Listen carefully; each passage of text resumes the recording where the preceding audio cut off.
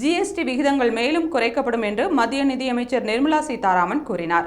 மகாராஷ்டிராவின் மும்பையில் தி economic times விருதுகள் வழங்கும் நிகழ்ச்சி நடந்தது.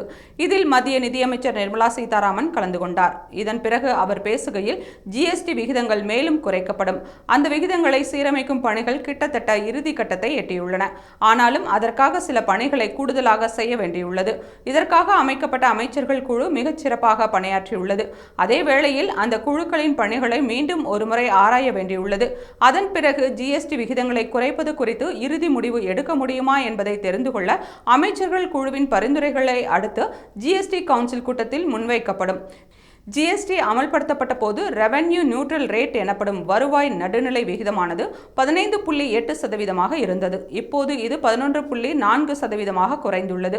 இதுவரை எந்த ஒரு பொருளுக்கும் ஜிஎஸ்டி குறைக்கப்பட்டுள்ளதை தவிர அதிகரிக்கப்படவில்லை என்று நிர்மலா சீதாராமன் கூறினார். இப்போது 5, 12, 18, 28 ஆகிய சதவீதங்களில் ஜிஎஸ்டி விதிக்கப்படும் நிலையில் புதிதாக எத்தகைய விகிதங்கள் கொண்டுவரப்படும் என்ற எதிர்பார்ப்பு எழுந்துள்ளது.